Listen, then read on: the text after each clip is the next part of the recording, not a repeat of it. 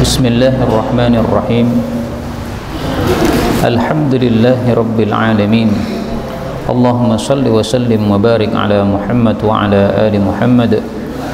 Allahumma anfa'na bima 'allamtana wa 'allimna ma yanfa'una wa zidna ilma wa barik lana fi ilmina warzuqna al-ikhlasa fil qawli wal 'amali kamila wa ilman nafi'an la yumsa wa tawfiqan daima wa sihhatan wa yaqinan wa afiyah. Allahumma iftah lana kulla khair, Allahumma iftah lana kulla khair, Allahumma shfi mardal muslimin, amin ya rabbal alamin. Alhamdulillah kaum muslimin rahimani wa rahimakumullah. Kita lanjutkan pengajian kitab hadis, yaitu mukhtasar atau ringkasan dari kitab Sunan Abu Dawud, dan kita sudah sampai pada bab yang ke-38. Faqala al-muallifu hafizahullahu ta'ala wa nafa'ana bihi wa bi'ulumihi fid dharain amin. Kitabul huruf, kitab tentang huruf-huruf, maksudnya kata-kata di dalam Al-Quran, wal qiraati, dan bacaan-bacaan. An Jabirin, dari Jabir radhiyallahu anhu, anna nabiyya, bahwasanya Nabi sallallahu alaihi wasallam qara'a, membaca ayat, yaitu surat Al-Baqarah ayat 125, wattakhadhu min maqami Ibrahim musalla. Kalau riwayatnya Abu Dawud, wattakhidhu min maqami Ibrahim musalla. Ini kemarin sebenarnya sudah, tapi saya ulangi lagi. Wattakhidhu, dan jadikanlah, mim maqami Ibrahim, dari maqam Ibrahim, musalla, sebagai tempat untuk sholat. Maksud ayat ini adalah, kalau kita sudah selesai melakukan tawaf 7 kali putaran, maka kita disunahkan untuk melakukan sholat sunnah tawaf. Bagaimana caranya? Kita berada di balik maqam Ibrahim. Ini misalnya Ka'bah, kemudian maqam Ibrahim di sini. Nah, kita berarti berada di balik maqam Ibrahim sini. Sehingga sholat kita menghadap ke maqam Ibrahim plus menghadap ke arah Ka'bah. Ini sunnah bagi orang-orang yang sudah selesai melakukan tawaf. Sholat sunnah tawaf. Sholat sunnah tawaf 2 rakaat. Rakaat pertama disunnahkan membaca surat Al-Kafirun. Rakaat yang kedua disunnahkan membaca surat Al-Ikhlas. Seperti sholat sunnah sebelum subuh, dan seperti sholat sunnah setelah maghrib juga begitu, Al-Kafirun sama Al-Ikhlas. Surat lain boleh, tetapi lebih utama 2 surat ini sebagaimana dilakukan oleh Rasulullah sallallahu alaihi wasallam. Mudah-mudahan semua kita bisa melakukan tawaf dan umrah dan haji mabrur, amin ya rabbal alamin. Kemudian kata-kata ittakhidhu ini, kalau khoknya di fathah karena boleh dibaca ittakhadhu, maka artinya bukan jadikanlah, tetapi mereka menjadikan. Jadi kalau ittakhidhu pakai kasroh ini perintah, tapi kalau ittakhadhu pakai fathah ini berita. Yang dimaksud maqam Ibrahim itu bukan makam kuburan, bukan. Maqam itu dari kata-kata qoma, artinya berdiri. Maka maqam Ibrahim adalah batu di mana Nabi Ibrahim dulu menginjakkan kaki padanya ketika membangun Ka'bah, sehingga batu itu membekaskan telapak kaki Nabi Ibrahim alaihissalatu wassalam. Nah, maka maqam Ibrahim, batu yang diinjak oleh Nabi Ibrahim ketika beliau membangun Ka'bah. Adapun tentang Nabi Ibrahim membangun Ka'bah disebutkan di dalam Al-Quran, wa il yarfa'u Ibrahimul qawa'ida minal baiti wa Ismail rabbana taqabbal minna innaka antas sami'ul alim. Nabi Ibrahim meninggikan pondasi Ka'bah bersama Nabi Ismail, membaca doa, wahai pemelihara kami, terimalah dari kami, engkau sungguh maha mendengar dan maha mengetahui.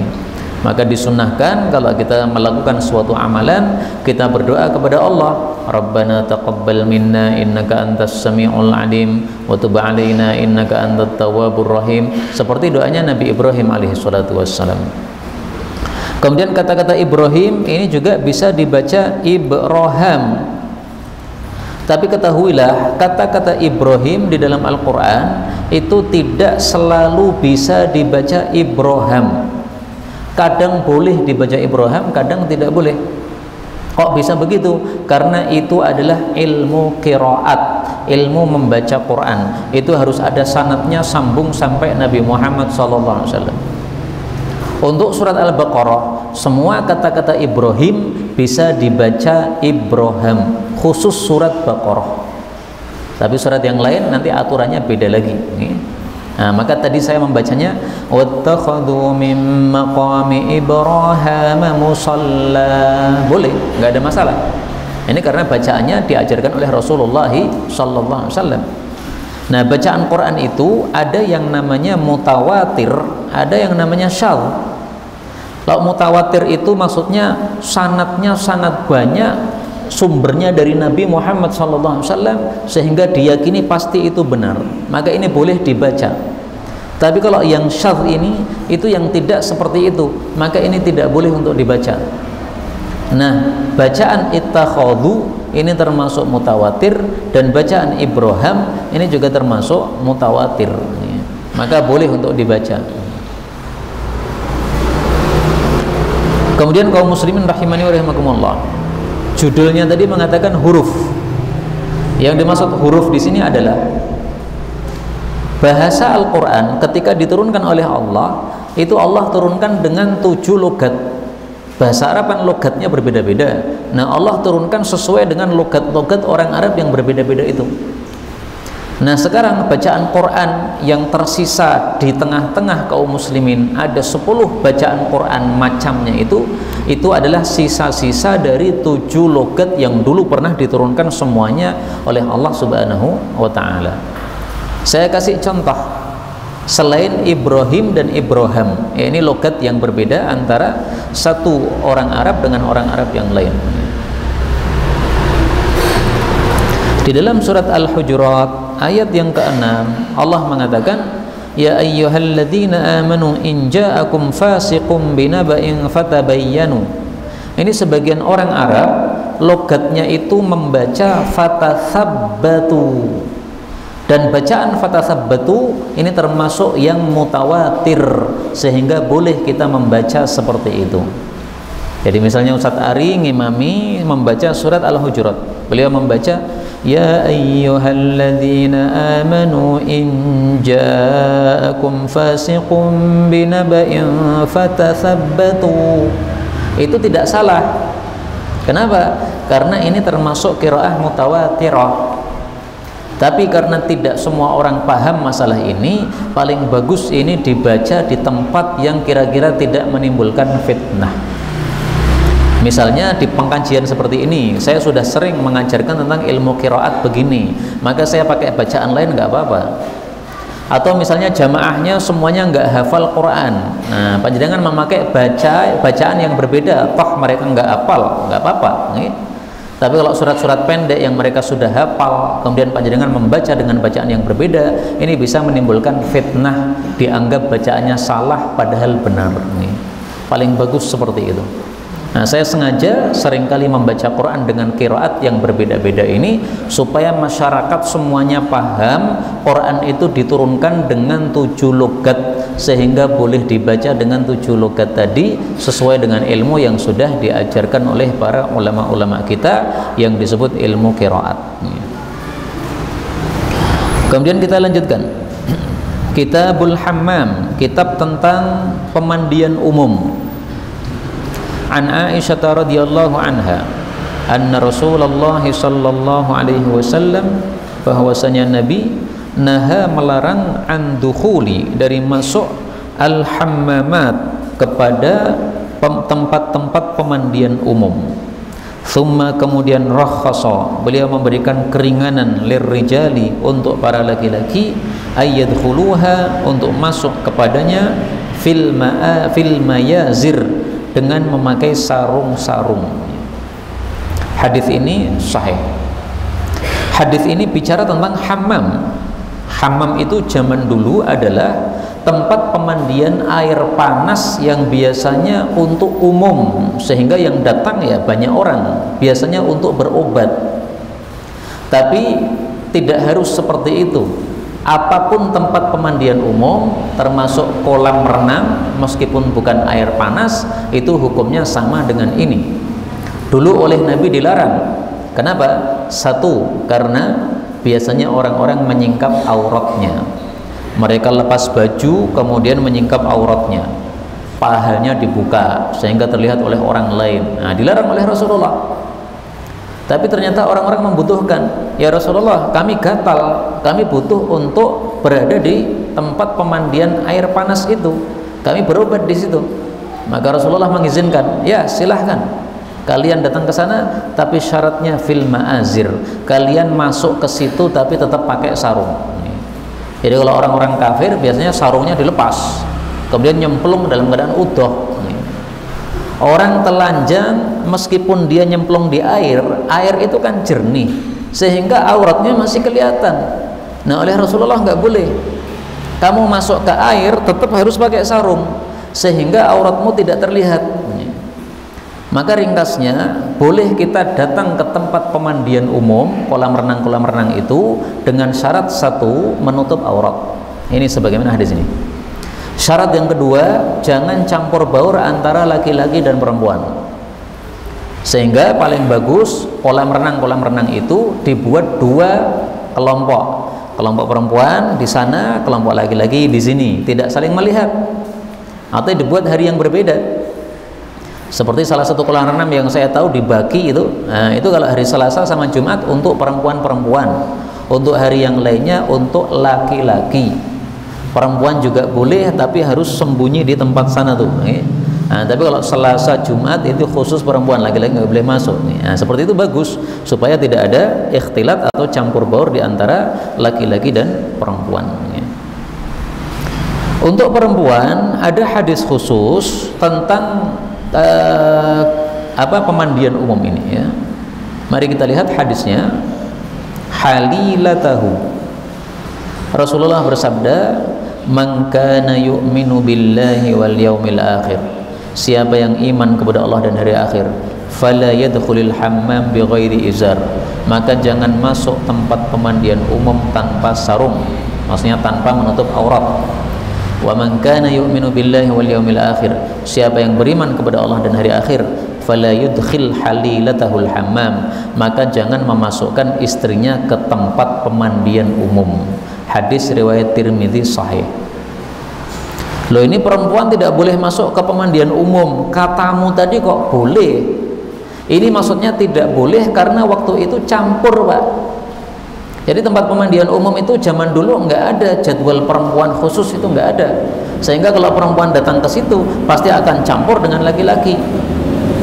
Dan namanya perempuan, mohon maaf, tubuhnya itu bentuknya beda dengan laki-laki. Sehingga kalau perempuan meskipun menutup auratnya, meskipun pakai baju, tapi kalau sudah nyemplung ke air, bajunya akan nempel pada badan. Otomatis anggota badan, lekuk-lekuk badan itu akan tampak ya. Makanya dilarang. Kecuali tadi, kalau perempuan dikasih tempat khusus dan tertutup sehingga tidak ada laki-laki satupun yang melihat. Termasuk penjaganya kamar pemandian umum tadi itu harus perempuan semua. Kalau ada satu laki-laki yang menjaga di situ nggak boleh, karena sama aja ya. Ada CCTV-nya, sementara yang melihat CCTV laki-laki, sementara di situ perempuan-perempuan, nggak boleh. Ya. Nah, maka harus apa? Dijamin betul-betul aman, tidak ada laki-laki sama sekali yang melihat ke tempat tersebut, baru boleh panjenengan masukkan istri ke situ. Ya. Kaum muslimin rahimani wa rahimakumullah. Kalau zaman dulu hammam itu adalah untuk berobat karena ini adalah air panas. Kalau sekarang hammam itu identik dengan kolam renang. Nah, maka muncul pertanyaan, apakah ada sunnahnya atau dalilnya yang sahih tentang berenang? Mari kita lihat. Berenang itu dalam bahasa Arab adalah sibahah. Ternyata ada hadis tentang sibahah. Haqqul walad 'alal walid. Haknya seorang anak atas bapaknya, ayyu alimahul kitabah, diajari menulis, wasibahah, diajari berenang, warrimayah, diajari memanah, wa alla yarzuqahu illa thayyiban, jangan kasih makan kecuali yang halal. tapi hadis ini derajatnya dhaif. Ada hadis yang lain, khairul lahwil mu'min, sebaik-baik permainan orang beriman adalah sibahah, berenang. Sebaik-baik permainan bagi wanita adalah mighzal, nenun. Tapi hadis ini derajatnya palsu. Ada hadis yang lain, allimu abna'akum, ajarkan kepada anak-anak kalian as-sibahah, berenang, warrimayah, dan memanah. Dan sebaik-baik permainan bagi seorang perempuan beriman di dalam rumahnya adalah berlatih untuk menenun. Hadis ini derajatnya juga dhaif. Ada lagi satu hadis, allimu abna'akumus sibahata warramya, ajarkan kepada anak-anak kalian berenang dan memanah, wal mar'atal mighzal, dan ajarkan kepada para wanita untuk menenun. Ini derajatnya juga dhaif. Nah, kok dhaif semua? Nah, tenang, masih ada satu hadis. Inilah satu-satunya hadis sahih tentang berenang yang saya tahu. Selain ini saya nggak tahu. Nah, bagaimana lafalnya? Ini lafalnya nih.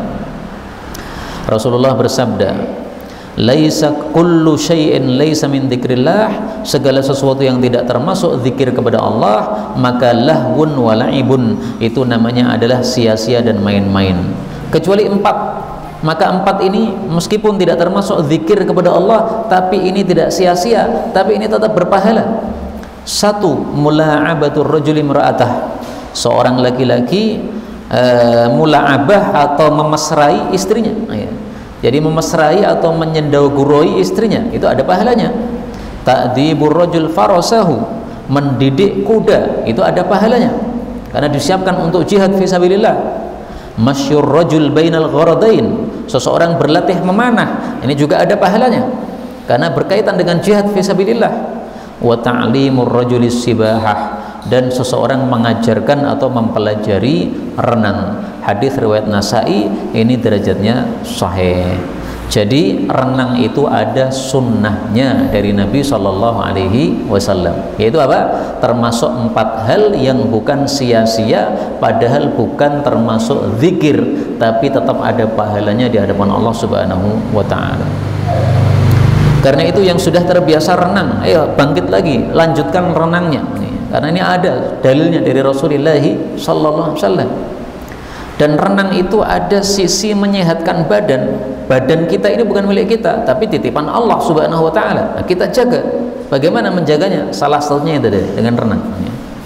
Saya punya tetangga, Pak, setiap hari Sabtu itu pasti renang dia. Nah, ini menjaga apa?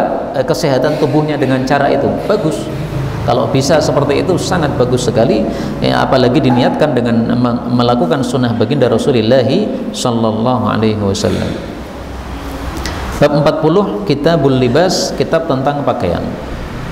An Abi Sa'id al-Khudri radhiyallahu anhu qala, kana adalah Rasulullah sallallahu alaihi wasallam idza istajadda, apabila memakai baru thawban, satu baju, sammahu bismihi, beliau menyebutnya dengan namanya, imma qamisan, baik itu adalah gamis, au imamatan, baik itu adalah sorban.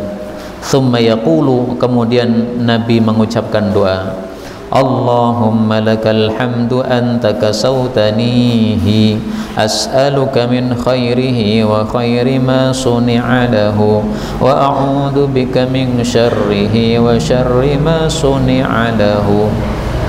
Ya Allah, hanya bagimu segala pujian, Engkaulah yang telah memberikan pakaian itu kepada saya minta kepada Engkau dari kebaikannya dan kebaikan apa yang dibuat untuknya, dan aku berlindung kepada Engkau dari keburukannya dan dari keburukan apa yang dibuat untuknya. Kaum muslimin rahimani wa rahimakumullah, hadis ini menunjukkan 2 hal. Yang pertama, memberi nama baju. Meskipun kata-kata sammahu bismih ini memunculkan beberapa tafsiran, tetapi yang diajarkan oleh guru kami Syekh Walid Saifun Nasr hafizahullahu ta'ala, bahwa Nabi itu kasih nama terhadap barang-barang milik beliau. Beliau punya pedang, pedang itu ada namanya. Beliau punya kendaraan, kendaraan itu ada namanya. Beliau punya baju, baju itu ada namanya. Beliau punya jafnah, jafnah itu apa namanya? Wadah piring itu ada namanya. Jadi barang-barang ada namanya.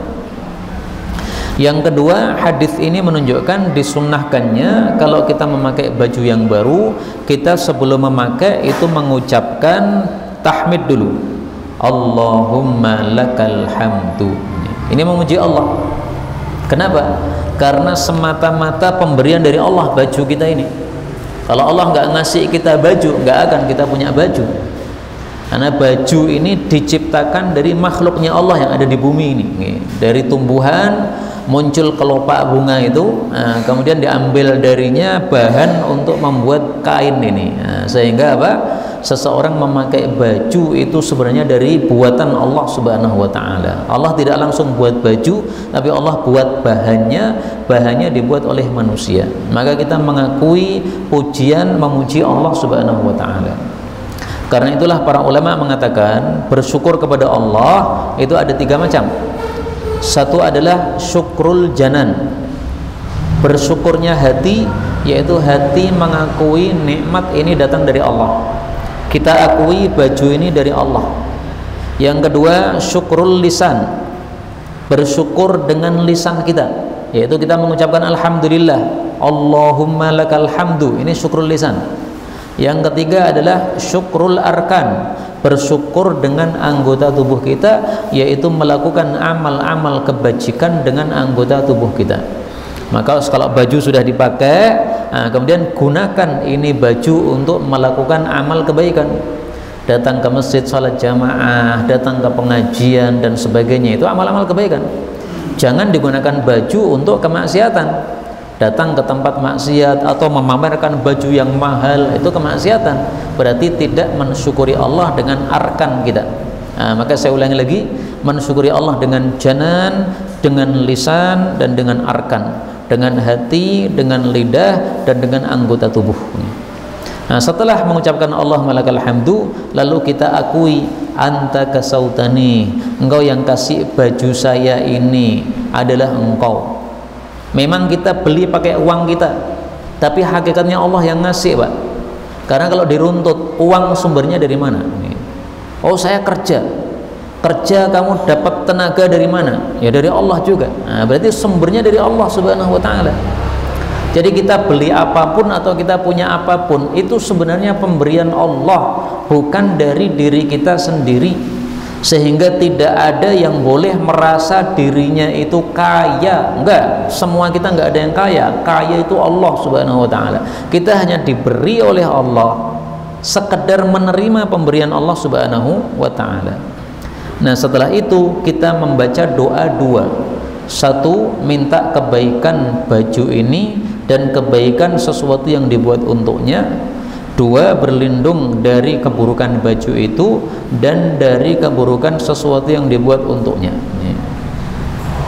Apa misalnya kebaikan dari baju? Kebaikan baju menutup aurat. Kebaikan dari baju adalah menjadi hiasan untuk kita sehingga jadi ganteng, jadi cantik, ya, sehingga menyenangkan orang lain. Apa kalau suami menyenangkan istrinya, istri menyenangkan suaminya misalnya. Berlindung dari keburukan baju. Contohnya apa keburukan baju? Ya, baju dipakai malah gatel-gatel, atau misalnya pakai baju kemudian malah muncul perasaan sombong karena bajunya ini mewah atau bagus sekali, atau dia takjub dengan dirinya, merasa dia paling ganteng sehingga semuanya orang-orang itu jelek, semuanya rendah di bawah dia. Nah, itu keburukan. Dan dari sini kita ambil pelajaran bahwa doa itu ada 2 macam. Yang pertama adalah doa masalah, doa meminta. Yang kedua adalah isti'adzah, doa perlindungan. Kalau kita perhatikan semua doa itu ada kalanya 2 ini. Ada kalanya minta, ada kalanya berlindung. Ada satu lagi doa, tapi sebenarnya masuk dari salah satu 2 ini. Yaitu apa? Yaitu berupa ikhbar, memberikan informasi sama Allah. Misalnya doanya Nabi Ayub. Nabi Ayub sakit, beliau tidak mengatakan ya Allah sembuhkan, enggak meminta. Ya Allah aku berlindung dari penyakit ini. Enggak berlindung. Tetapi Nabi Ayub cuma lapor kepada Allah, inni massaniyad-dur, ya Allah saya ini sakit, wa anta arhamur rahimin, Anda itu orang yang sangat rahmat sekali. Nah, seolah-olah meminta. Jadi ini ikhbar, berita, tapi sebenarnya masuk dalam bab masalah. Dia minta kepada Allah, tapi permintaannya dengan wujud berita. Nggak ada masalah seperti ini. Ya Allah saya pusing, boleh. Ya Allah saya sakit, ya Allah saya demam, boleh. Jadi kita itu ngeluh sama Allah saja, jangan kepada orang. Ngeluh kepada Allah, Allah akan turunkan apa yang kita inginkan. Sebagaimana Nabi Ayub hanya mengatakan, ya Allah saya sakit, Engkau Maha Rahmat. Allah turunkan kesembuhan bagi Nabi Ayub alaihi salatu wassalam. Kemudian qala Abu Nadrah, berkata Abu Nadrah, fakana, maka adalah ashabun Nabi, sahabat-sahabat Nabi sallallahu alaihi wasallam, idza labisa, apabila memakai ahaduhum, salah satu mereka, thauban jadidan, baju yang baru, qila lahu, maka didoakan kepada orang itu, tubla, dia akan rusak, wa yukhlifullahu ta'ala, dan semoga Allah memberikan ganti kepada engkau. Kata-kata tubla, dia akan rusak, maksudnya adalah mudah-mudahan bajumu ini awet sampai dia usang sendiri. Karena ada baju yang nggak awet, Pak. Baju baru 5 hari dipakai, kita jemur sudah hilang, nah itu nggak awet. Baju baru 1 bulan dipakai, tapi kemudian sudah nggak bisa dipakai lagi. Kenapa? Karena terkena cat misalnya. Nah itu berarti belum sampai usang, itu belum sampai usang pada waktu yang semestinya, tapi sudah nggak bisa dipakai. Maka maksudnya di sini tubla, semoga kamu bisa pakai sampai usang. Dengan kata lain, semoga bajumu awet. Nah, ini kadang-kadang orang Indonesia kalau nggak paham maksudnya orang Arab itu jadi salah paham. Tubla, usang, ya. Seolah-olah mendoakan apa? Mudah-mudahan cepat usang. Enggak begitu. Kalau mendoakan cepat usang itu berarti bukan doa namanya, itu doa keburukan. Ini maksudnya doa kebaikan. Kemudian nanti kalau sudah usang, maka yukhlifullahu ta'ala, semoga Allah pun memberikan ganti kepada engkau. Ini bacaan doa ini boleh kita ucapkan kepada orang yang memakai baju baru karena dilakukan oleh sahabat-sahabat Nabi sallallahu alaihi wasallam. Apakah ada doa yang lain selain ini? Ada. Ini saya tampilkan doa bagi orang yang memakai baju baru, kita ucapi apa?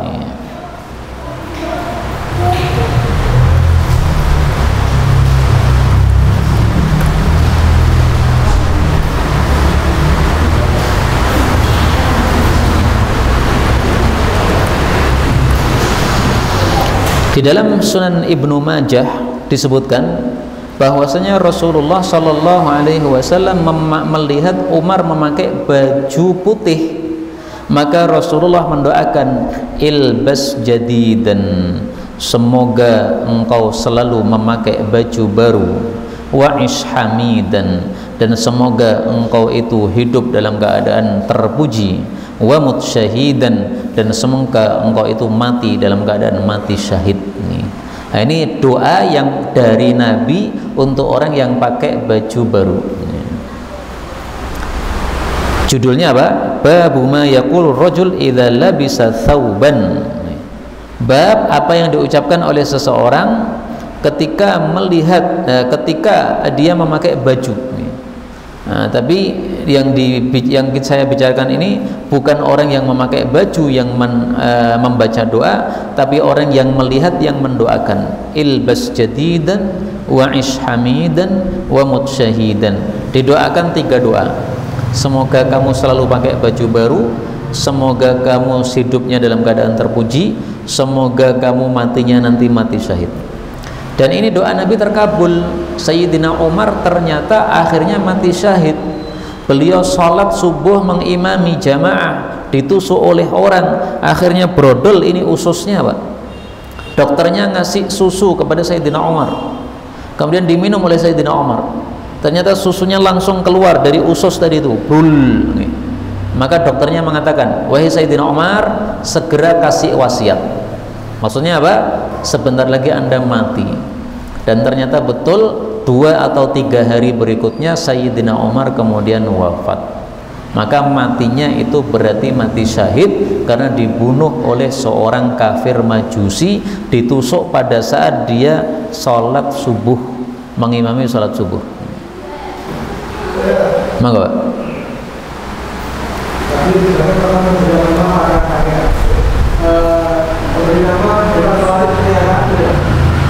Memberi nama hewan piaraan juga dilakukan oleh baginda Rasulullah sallallahu alaihi wasallam. Misalnya ada namanya itu Ufair. Kana lahu himarun, Nabi memiliki keledai ismuhu Ufair, dikasih nama Ufair. Ufair itu dalam bahasa Arab artinya putih. Nah, mungkin kudanya putih, mungkin juga tidak putih karena sekedar nama. Maka kalau bisa panjenengan punya mobil, punya motor itu dikasih nama, Pak. Saya punya motor, namanya apa? Namanya adalah nih, ini kenalan dengan motor saya, Abu Sari. Sari itu artinya ngebut, Abu Sari bapaknya ngebut. Nah, ini adalah nama motor saya. Bukan berarti saya suka ngebut, bukan, tapi mudah-mudahan motornya ini lancar sehingga untuk ngebut bisa kalau memang diperlukan. Mobil kita kasih nama Farasur Rahman, kudanya Allah Subhanahu wa Ta'ala. Nah, dikasih nama begitu. Niatkan ketika memberi nama ini, kita niatkan untuk mengikuti sunnah baginda Rasulullah sallallahu alaihi wasallam. Kata guru kami Syekh Walid, ini sunnah sudah mati, tidak banyak orang yang melakukannya. Nah, coba motor-motor di luar itu punya nama apa mboten niku? Mboten. Nah, dikasih nama, jangan Abu Jahal yang penting, Jangan Abu Jahal, jangan Abu Lahab, terserah nopo, Abu Sari atau nopo, terserah. Kiai Slamet. Nah, ya sebenarnya bagus dikasih nama, ya, tapi kenapa kok dikasih nama Kiai Slamet saya nggak paham. Saya yakin bukan karena niru Nabi, bukan, karena orang-orang syirik itu. Sebenarnya bagus ngasih nama itu. Nah, silakan Pak, nah, ini motornya dikasih nama, jangan Abu Ngebut atau Abu Benjut, yang bagus-bagus saja lah namanya. Baik, kita lanjutkan. Kitabut Tarajjul, kitab tentang menyisir rambut. Jadi Islam itu adalah ajarannya sempurna sehingga segala sesuatu dibahas. Bab akidah dibahas, bab syariat dibahas, bab akhlak juga dibahas. Nah, akhlak atau adab itu luas sekali. Makanya tarajjul, nyisir rambut, ini termasuk bab adab, dibahas dalam Islam. Maka Islam itu agama yang paling lengkap, tidak ada agama selengkap agama Islam. Mohon maaf, sampai panjenengan ke kamar kecil oleh Islam dibahas adabnya. Masuk kamar kecil kaki kiri dulu, keluar kaki kanan dulu. Sehingga kalau kita masuk kamar kecil kok kaki kanan dulu, nah, panjenengan balik lagi, diulangi lagi kaki kiri dulu, supaya terbiasa dengan adab Islam. Pakai sandal itu kanan dulu. Nah, bagaimana kalau keluar dari masjid? Keluar dari masjid kan kaki kiri dulu kan, sementara sandal adalah kanan dulu. Nah, caranya kaki kiri ini ditaruh di atas sandal, tapi jangan dipakai dulu. Baru kemudian kaki kanan kita masang pada sandal. Setelah itu baru kaki kiri dipasang. Itu caranya. Sehingga dua sunnah kita lakukan. Keluar dari masjid kaki kiri, masang sandalnya kaki kanan. Demikian yang diajarkan oleh guru kami Syekh Habib Umar bin Hafidh hafizahullah ta'ala. Beliau terlihat kalau keluar dari masjid caranya seperti itu. Monggo.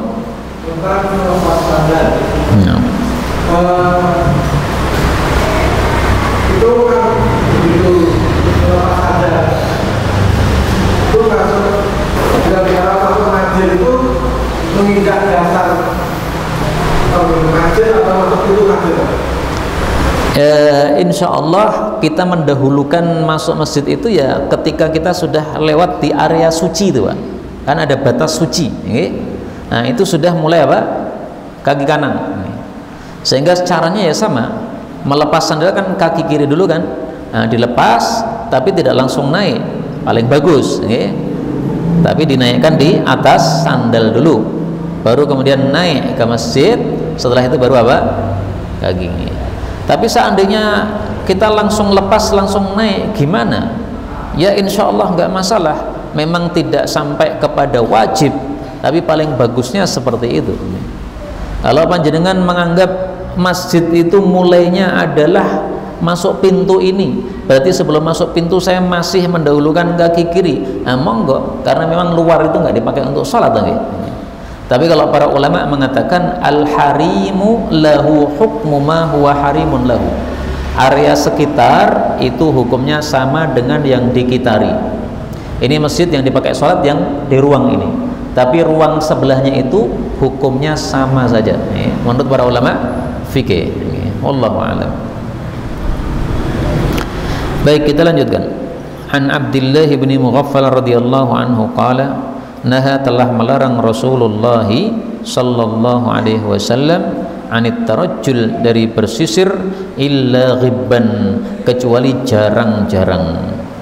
Hadis ini maksudnya adalah jangan seseorang itu setiap saat pendak-pendak, sisir rambut terus, menunjukkan bahwa dia itu hanya memperhatikan masalah zahir dunia saja, tidak memperhatikan masalah akhirat. Orang yang sibuk dengan akhirat nggak akan dia pendak-pendak nyisir rambut. Maka bukan berarti tidak boleh kita nyisir rambut setiap hari, bukan gitu, bukan. Kalau lafalnya kan dilarang sisiran kecuali jarang. Jarang berarti sepekan sekali. Oh nggak begitu. Para ulama tidak menafsirkan seperti itu. Tapi mereka menafsirkan jangan apa, sering-sering atau pendak sisiran, sehingga seolah-olah kita hanya mementingkan masalah itu. Orang yang mementingkan masalah itu berarti tidak mementingkan masalah yang lebih penting lagi. Tapi setiap rambut kita tidak rapi, kita rapikan lagi, bagus. Misalnya setelah wudhu nggak rapi kan, nah, kita sisir, nggak ada masalah. Terutama yang rambutnya panjang-panjang, jangan sampai sholat dalam keadaan rambutnya amburadul. Ini tidak sopan kepada Allah Subhanahu wa Ta'ala, karena kita sholat ini menghadap Allah Subhanahu wa Ta'ala. Karena itu kalau kita tidak bisa rapi di hadapan Allah, paling bagus rambutnya dipendekkan. Mana lebih utama, rambut panjang atau rambut pendek? Lebih utama rambut pendek. Dalilnya apa? Dalilnya sabda Nabi sallallahu alaihi wasallam, ya. Khuraim al-Asadi adalah seorang sahabat Nabi yang dia rambutnya panjang dan celananya isbal, lebih rendah daripada mata kakinya. Maka Rasul bersabda, ni'mar rajul Khuraim, sebaik-baik orang itu adalah Khuraim. Laula tulu jummatih, sayangnya rambutnya panjang. Wa isbalu izari, sayangnya sarungnya isbal. Maka begitu Khuraim mendengar hadis ini, dia segera mengambil pisau, dia potong rambutnya sampai ke batas telinga, kemudian dia potong celananya sampai ke tengah-tengah betisnya. Ini hadis riwayat Abu Dawud, derajatnya sahih. Kata Syalbani dhaif, tetapi Imam Nawawi mensahihkan. Jadi Imam Nawawi apa? Menilai hadis ini sahih dan juga disahihkan oleh yang lain-lain. Nah, monggo Ustaz. Ya. Gimana? Oh ya. Tentang adab menyisir. Satu, dimulai dari kanan. Jangan dimulai dari tengah atau dari kiri. Kalau ada orang menyisir dari kiri, maka hendaklah dia kalau teringat langsung diulang dari kanan dulu. Meskipun nyisirnya sudah selesai, maka diulang dari kanan supaya dia teringat bahwa sunnahnya adalah kanan. Kemudian yang kedua, Rasul Shallallahu Alaihi Wasallam beliau suka untuk sigrak tengah. Suka untuk apa? Sigrak tengah. Sehingga kalau panjenengan menyigrak tengah rambut panjenengan karena cinta kepada Rasul Sallallahu Alaihi Wasallam, insya Allah berpahala. Lah kok ustadnya ora sigrak tengah? Nah, rambut kula niki di sigrak tengah mboten gelem ya, Pak. Kalau sigrak tengah balik meleh. Dia elek malan nih. Nah, maka silakan yang punya rambut bisa sigrak tengah, silakan sigrak tengah. Saya terus terang rambutnya nggak bisa di sigrak tengah, makanya saya nyisirnya minggir. Seandainya bisa sigrak tengah itu saya sigrak tengah. Karena istri-istri Nabi pun karena melihat Nabi sigrak tengah, maka istri-istri Nabi ikut-ikutan sigrak tengah. Saking cintanya kepada Rasulullah Sallallahu Alaihi Wasallam. Jadi cinta kepada Nabi sampai begitu, Pak. Apapun dilakukan Nabi, apapun disukai Nabi itu mereka suka. Anas bin Malik itu nggak pernah suka lagu, tapi begitu melihat Nabi makan kok cari-cari lagu. Nah, sejak hari itu dia suka lagu. Bayangkan. Ya. Begitu, Ustaz. Sunnahnya dua yang saya tahu. Ya. Monggo. Iya.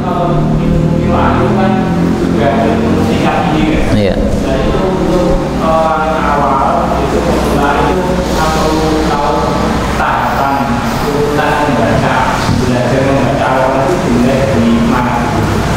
Untuk yang pemula, maka memang ilmu qiraat ini nggak usah diajarkan dulu, nggak usah dipelajari dulu, sekedar tahu saja. Tapi hendaklah dia mempelajari dua hal. Pertama, bagaimana pelafalan huruf yang benar. Okay. Misalnya dal, gimana dal itu? Jangan sampai da, tapi da, bukan da, salah. Okay. Kemudian yang kedua adalah bagaimana hukum-hukum mendengung jelas dan sebagainya. Okay. Mendengung misalnya amma, nah itu mendengung. Jelas misalnya apa anhu jelas. Kemudian ikhfa atau samar-samar min kulli, nah, intinya itu aja, dua aja huruf-hurufnya, kemudian hukum-hukumnya. Ini dua, ini namanya tajwid ya. Hukum apa, huruf sama hukum, ini yang paling penting. Adapun ilmu qiraat nanti aja, setelah selesai tajwidnya baru naik kepada ilmu qiraat. Monggo.